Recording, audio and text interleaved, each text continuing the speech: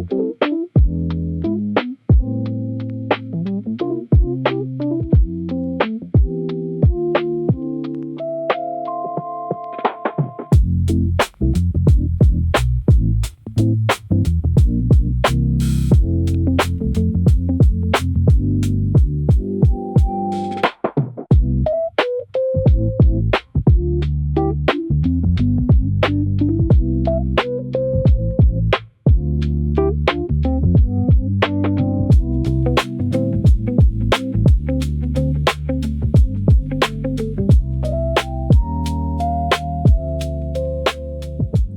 are back with another collector's video, and today we are back in Lohr in Brooklyn, in Park Slope, with Chef Jay, our resident chef in the group for the Gotham Watch Club, and we are with 3 members of the Gotham Watch Club who are the trio of collectors that are basically at every New York watch event that you could ever go to. And we are taking a look at Jan's collection. Now, Jan is a very big collector of odd watches, very off the beaten path watches, and he brought a couple of watches, just a small portion of your large collection of watches, but we're going to talk about your watches. But before we get into it, thanks again to Jay for hosting us here in Lohr. We ate some food, we had some drinks. If you're definitely in the area, if you're in Brooklyn or in New York, check out Lohr, check out Folk, his newest edition. Venture, yes. So thank you, Jay. What did you prepare tonight again? So, I just want to have something special for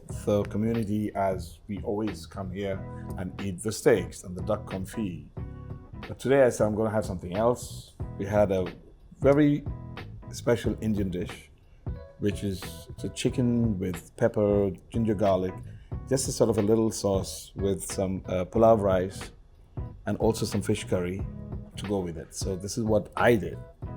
So let's hear what you did. I just made some Italian. So I made some meatballs, and I made a pasta with a pancetta sauce. Pancetta, yes. Which is obviously because I was a chef, so I also cooked, and we enjoyed some food, but now we are having some drinks and talking about watches. So we have James right over here, and you have a couple of watches with you. We're going to talk to you about your watches in just a second. We have Eric, better known as Stone Cold. Now, Jan gave him the nickname Stone Cold. It's stuck.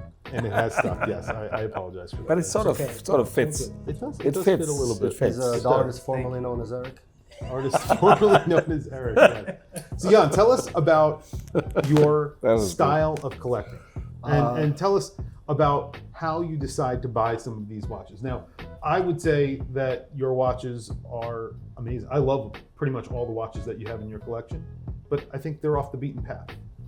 They're very far from the beaten path, and they're very not traditional two-handers, and big fan of skeleton dials.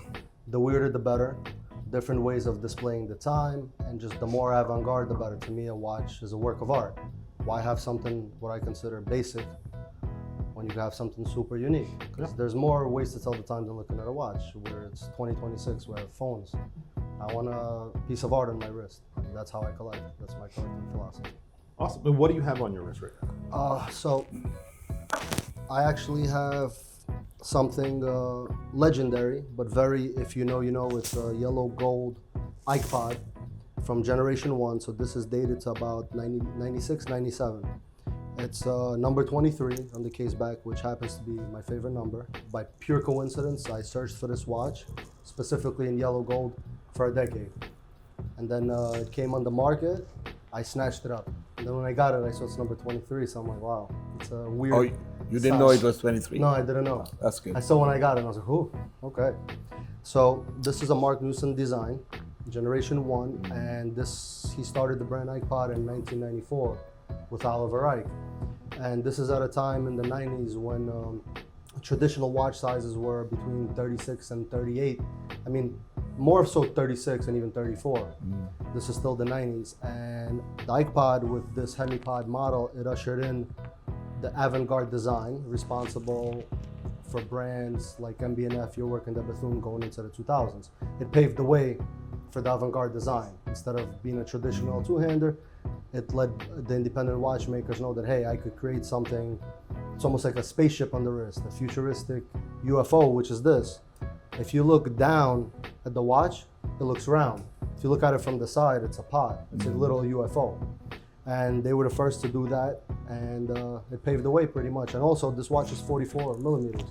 You would never know because there's no lugs. Yep. Lugless design. Yep. It's a lot comfortable. Yep, and also what makes this legendary is that after IPOD, after the second generation went out of business in 2012, Mark Newson, he went with his friend Johnny Ive over to Apple, and he helped design the Apple Watch. Oh, really? And this is where the Apple Watch got its strap. The rubber tuck-in strap came from the of IPOD. course. Yep, a lot of people don't even know that. But Hands down, my favorite watch in your collection.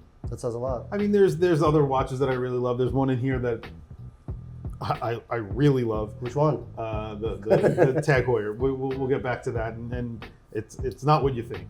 It's not your typical Tag Heuer. It's definitely the pinnacle of Tag Heuer, but we'll talk about that in a few seconds. And then the other watch that you have on your wrist is kind of, it's definitely not in the same vein as any of the watches that you brought today, but it's also something that you absolutely love, and you're a big fan of this brand with good reason. So Yeah. So Behrens, named after the German industrial designer Peter Behrens, is a Chinese watchmaking brand, and they're at the pinnacle of Chinese horology, and they're bringing Chinese watchmaking to the forefront to compete, pretty much to show that, like, hey, we are here now, because Chinese watchmaking has a bad reputation, I would say, due to, I guess, maybe poor craftsmanship and quality years ago, and maybe even a lot of fakes. But they have come a long way since then. And Behrens is at the forefront of that revolution, and I give it another 2-3 years. James and I, we spoke about this 2 years ago. We said I give Chinese watchmaking brands 5 years until they're right up there with German and Swiss watchmaking, and they're just taking off, and Behrens is the one who's kind of at the helm of this. So this watch is the 20 grams, because it weighs 20 grams. It feels like a piece of paper on the wrist. But what's special about this, there is no case back. The whole movement is right on the dial. And the movement is curved to fit the case, which curves to your wrist. And you have a retrograde hours here, retrograde minutes, so on the left and the right side, a power reserve, and a BR02 manual in-house wound movement. And you pretty much, this is a baby MB&F. I know that Max Busser has one himself from MB&F. And you know, if this had any other Swiss big brand name attached to it, this would be 10x the price. Of course. And Behrens is able to make this for right under 10K, and this is realistically But you $100,000 mentioned watch that on the wrist. he's German? The industrial designer Peter Behrens was German. Peter Behrens. Peter Behrens, he was German. So But he's in based honor in... of him. Yeah, no. In honor of him, Behrens named the company. They named the company Behrens in honor of him. right. Yeah. Right. Very cool watch, Very and, cool. and really lightweight. When you have it in your hand, Yeah. it almost feels like nothing. And it's in titanium. Yep. The entire movement, I believe, Yep. is in titanium as well. Yep, so, and curved. so it's so light, it feels like nothing. But speaking of Chinese watchmaking, we have to go to James, because James is a very big supporter of Chinese watchmaking, and he has two pretty interesting watches with him today. And the one that's on your wrist is obviously something very special. So tell us about that. This is the Age Loser Never Melting Ice. And it's a crystal case with a flying tourbillon with a free sprung balance wheel that houses 80 hours of power reserve. Very cool. Very cool watch. And 80 hours of power reserve. 80 hours of power reserve. The crystal case is a first in watchmaking because it's a material called K9, and it has a hardness level or rating of 5 on the Mohs scale, which is okay. But Age Loser is the first brand to increase the hardness level by putting it through an annealing process, heating it to 1100 degrees Celsius, and then putting a thin layer of silicone carbide on top of that, and that pushes it from a 5 to an 8.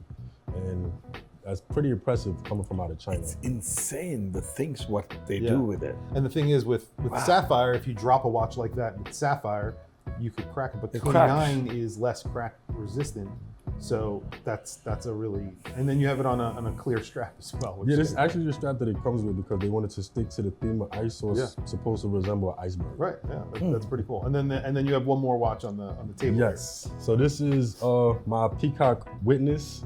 It is their Gen 2 Came with a lot of modifications from the previous model, but it's my favorite color, purple. It has a hand finished pineapple gill shade dial.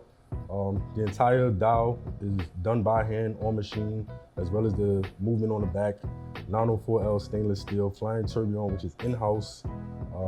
Pretty impressive, pretty impressive. But like I said, purple's my favorite color. It was hard to pass up on that with a flying tourbillon. Yeah, that's a really cool watch, and I love the dial side. It's so layered, and it's all hand done. All that guilloche is hand done at the price that they sell those watches for. It's a tourbillon, and the entire movement is purple. I mean, you can't go wrong. So let's check out what Stone Cold has on. Eric, what do you want me to call you? Stone Cold or Eric? You can call me whatever you want. But Sometimes we call you Cold no Stone. idea Call that me I was whatever doing you this No, today, no. so- He is known as Stone Cold. Stone Eric Cold. doesn't exist. But I We're had no retired idea I that was name. going to be on camera today, but I have. But you have two watches on, so. well, sometimes I'll do two wrists. Right. But this is a Zealandic You got Iceborne. Stone and Cold right here. This is from New Zealand, and it kind of mirrors.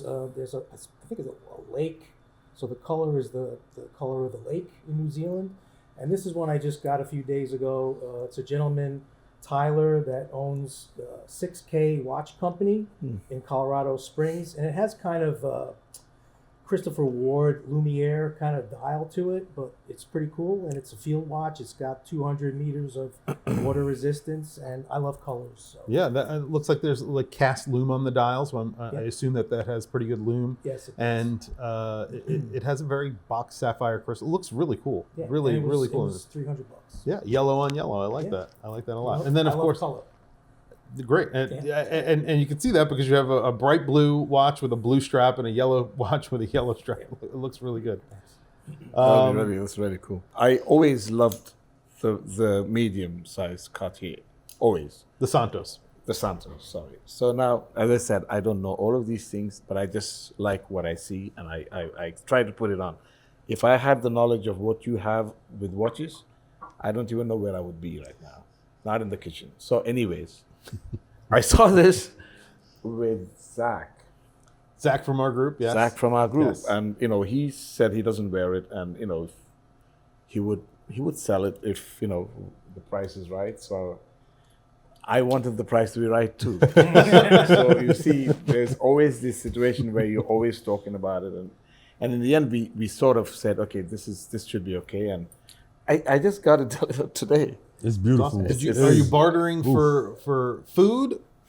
Or Actually, that would be the best thing. That would have been the best thing, but it's not. It's not as But you're simple open as to that. that. If there's any Oh. manufacturers out there is interested in Yes. in exchange for food yes, for watches, that's food for watches. food for watches. Yeah, That's a nice thing. yeah. That's We'll nice. put the Anyway, word out there. So Just in I case. got it today, and I'm wearing it now, and I love it. It's such a beautiful watch. Beautiful. That looks great on you. Yeah. Such an amazing Congratulations. Yeah, and that's a great size. Thank you very much. NWA Yeah. alert. Excuse me. NWA alert. Excuse me. NWA alert. Yes. So see, I don't even understand what you're saying. It's like, And then on your other wrist you have your so I have the Zenith on. Also, what is the 1969? You call it? I think so. It 19 is. I don't remember, but yes, Yeah. it's the vintage reissue It of is the their vintage reissue of their of El the, Primero yes. with the. It's like a skeletonized It dial, is, right? it It's is, like it is. the dial is skeletonized, but Yes. but the movement is also skeletonized. Yes, and the strap, as we all know, so Strapistry, our good Strapistry, friend yes. Omar, he nails it all the time. It's just insane how. I think I must be having at least five or six straps. Yeah, the black and red almost rally yeah. straps. On my wrist, I have two watches. I have my Urwerk 103 in white gold, which is a wandering hour, and then I have a new watch that I recently purchased, which is the Dagger Sono, and this is a jump hour retrograde retrograde minutes and seconds, and it's a GMT. And this is also on a Strapistry strap, which is their corduroy brown strap, which is suede leather. Really beautiful watch. I'm very excited about this.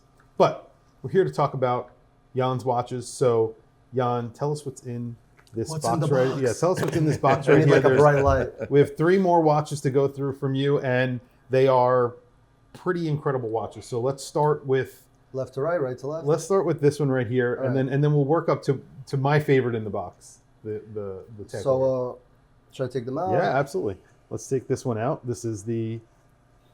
Tell us about this one. So this is a Trilobe Nuit Fantastique. It stands for Fantastic Night. And it's a French-based company started in 2018 by Gaultier. And what's incredible about, and it's in rose gold, as you can see, but what's incredible about this watch is something that you very rarely see in horology. There is no hours or minutes or seconds hands. They replace the hands with rings instead.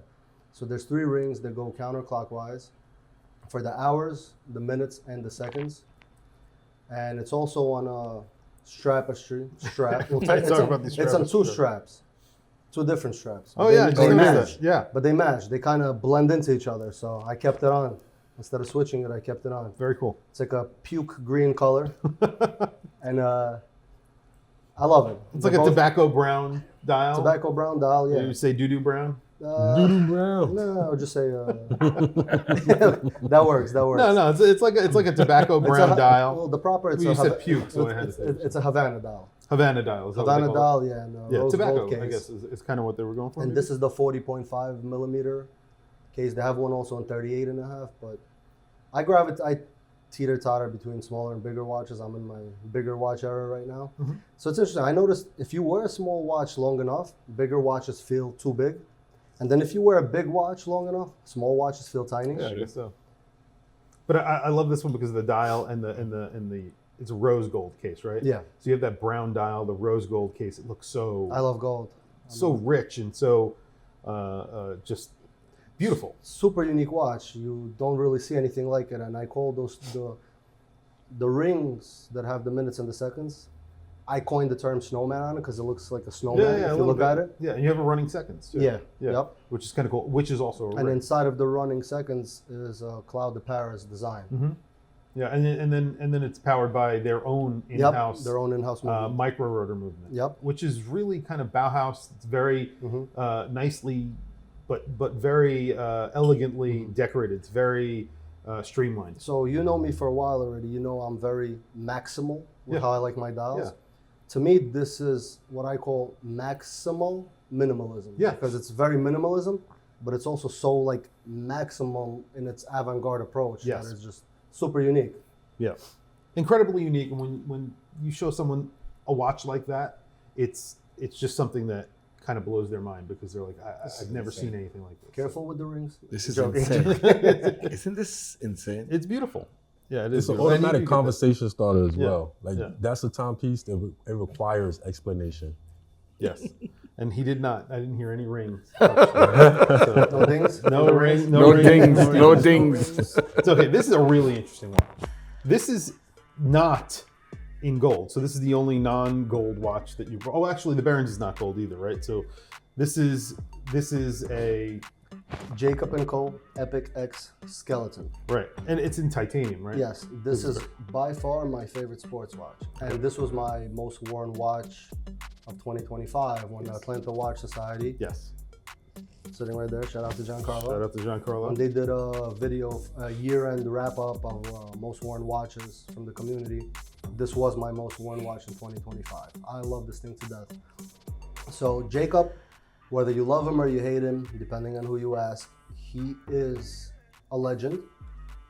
And he is also a legend in terms of the American dream. So he's Russian-speaking like I am.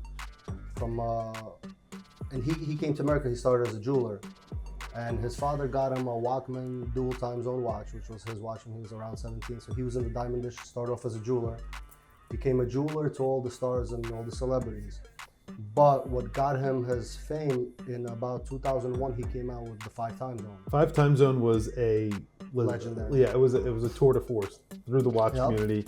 And if you don't know what we're talking about, I'll throw up a picture of that watch. It was a watch that I wanted. It was just a really crazy design, especially for that time. It was a very large watch.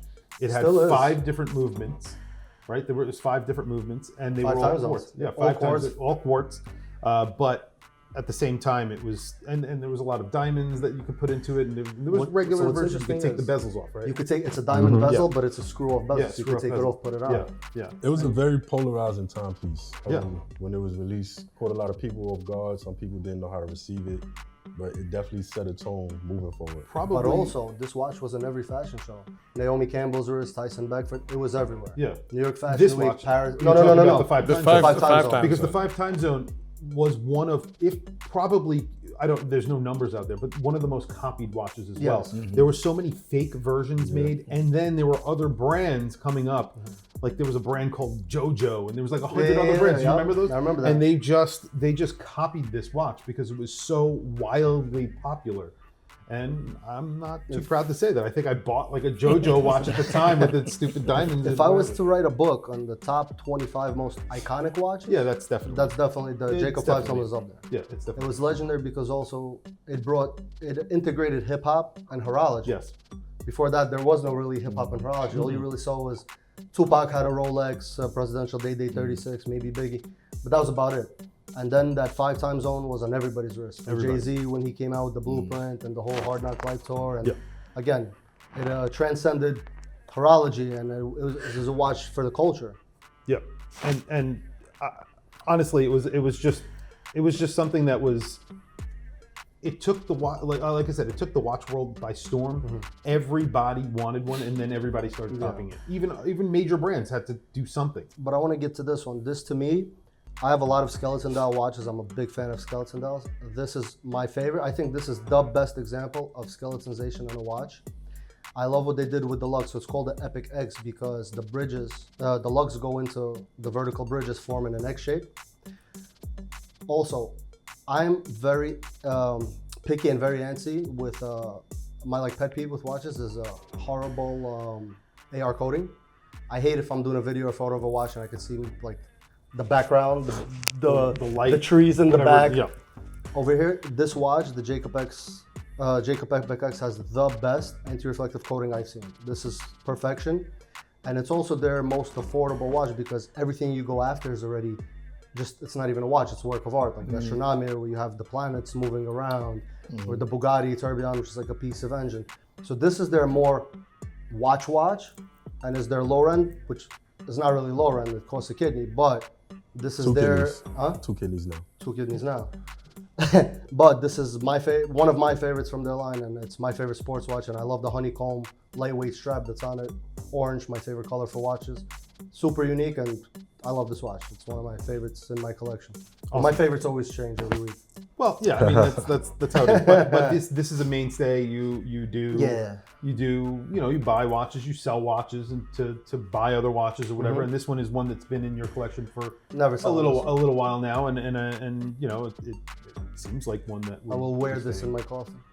Well, I hope not. But. One day, in like 100 years. I mean, the watch that I have in my hands right now is a special watch. It's probably one of the heaviest watches that you'll ever feel on a strap.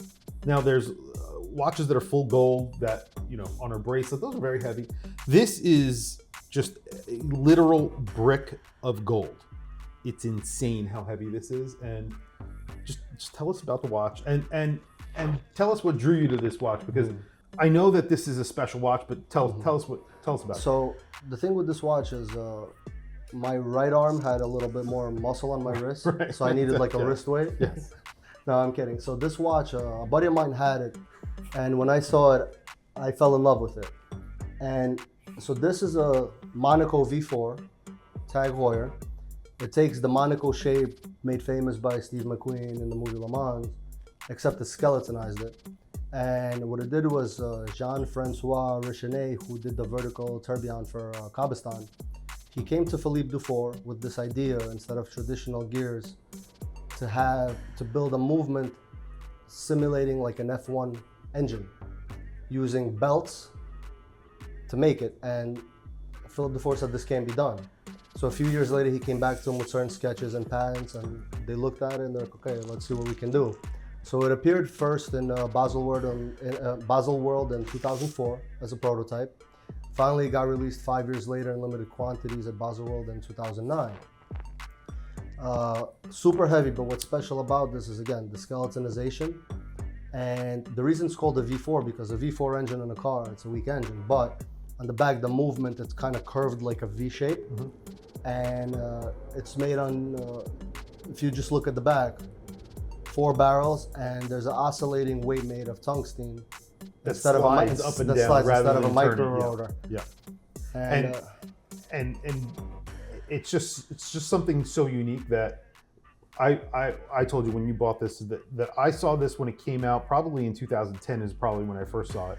And I was looking at it and I said to myself, I'll probably never see one of these again because it's sort of a hyper watch. You know, it's one of those watches that you don't see and you'll probably never see ever again. And it's unfortunate because first of all, this is one of Tag's best watches ever. And I feel like they kind of don't get the credit they deserve because if you look through their catalog history, they had a lot of incredible pieces. And I have my theories on what happened, which I won't speak on camera, but it needs more credit. Tag had some monumental pieces and they kind of are in the shadows. I mean, they're coming back slowly, but yeah, it's a very expensive watch. It was extremely ambitious and obviously not something easy to do. Yeah. So when you're talking about those three things combined, expensive, ambitious, you know, to service something like this, it probably scared some people. You know what I mean? It doesn't scare you, obviously. No. So, And my big flex is that Philippe Dufour worked on this. Yeah, exactly. Because his pieces are like 10-year weights and going for monumental prices at auctions. And I could say that, hey, I have a piece that he worked on. Yeah, and to say that also on the secondary market, I mean, these are still wildly expensive, but the fact that Philippe Dufour worked on this and helped design this movement is something that is obviously, you know, a big deal. And for the prices that they do go for, even though they are very, very, very, very expensive, they're still less than what they sold at retail. And look what you're getting. You're getting something that You're getting a hypercar. you'll never see it again. It's deceptively heavy. It is deceptively heavy. It is, and it's not a huge watch. It's just gold, tungsten, and the movement is large. So you don't have a dial. You have a beveled sapphire crystal, which is also really thick, and then you have this. You know, the movement goes all the way up to the back of the case back. It's incredible. It's an incredibly complicated watch, and something that, you know, is like kind of It's a very rare feat of horology. Yeah. This is super hyper watch, haute horology. very, very cool. And it's one of those, like I said, you're not going to see like the MCT that you also have. MCT is another weird, crazy watch that I've tried to buy throughout the years, and I've never been able to purchase one. You have one, and those are these just wildly complicated watches that are extremely hard to make, that are very delicate. You know what I mean? So this is although it's such a complicated, it's kind of delicate. It's a part of a rich history. Yeah, you got to keep this, and I hope this is the watch that you will wear in your coffin. Can I like triple wrist? Yeah, I mean, why not? Right? You got to shave my wrist down a little. Yeah. This is amazing. That's really it, right? Those are all the watches that we have on the table. I appreciate you bringing these watches. We could definitely do a part 2. I know that you have tons of other watches. Could do part 25. I mean, by the time this airs, you probably have a couple more watches anyway. So 40 more. 40 more. That's stone cold. Yeah, well, thanks to you, we have a lot more watches than we originally intended. that's not my fault. So don't blame that. It's all your fault. What do you mean? Not my fault at all. Enabler? Enabler. I don't know about that. What do you mean? You enabled him to get a new watch while we were here. And I did not influence that in any between way. plates of chicken I and had rice. nothing to do with that. Should I let Jay Put a ding on it? use his rings to? Here you go, Jay. Just to get a little bit of, to make it a bit special. Yes, To make it look that's vintage. a character to it. Anyway, guys, thank you for this. Thank you, Jay, for hosting us here at Thank Lore. you. Thank you. Again, Lore, Brooklyn, folk, Michelin rated. We love you, and we love the food here, and that's why Gotham Watch Club is always here. Best club. James, thank you for the hip hopperology. Obviously, if you go to the Gotham Watch Club website, the first person you're going to see is James. So check out the Gotham Watch Club website, gothamwatchclub.com. Yandretti. I will spell it right, and I will put it in the description down below. Please follow Jan. And Stone Cold, I don't know what you do. What do you? He's a hitman. Do you have a? He's a hitman. Are you on Instagram? He's on Instagram. What's your? Tile conscious. Kyle Conscious. Why not Yes, Stone I follow Cold? you. I think. It should be Stone Cold. Maybe at I You Stone should change Cold. it. I might. I told him. It's Tile easier to conscious find sounds you. like, you're consciously putting tiles on the It's floor. word game related, Scrabble, etc. But you're a very big micro brand collector. I would love to have you back as well to bring some of your micro brands. You have a lot of really cool micro brands that Just fill up you the don't whole see very table. often. Yeah, there's a lot of watches there as I well. lost So count of how many I have, but I'd be glad to come back next week. awesome. That's really it, guys. Thank you for watching this video. And thank you again to Lore. Thank you guys for coming. Gotham Watch Club, I'll put all the links down in the description. And don't forget to like, subscribe. I'll catch you guys in the next video.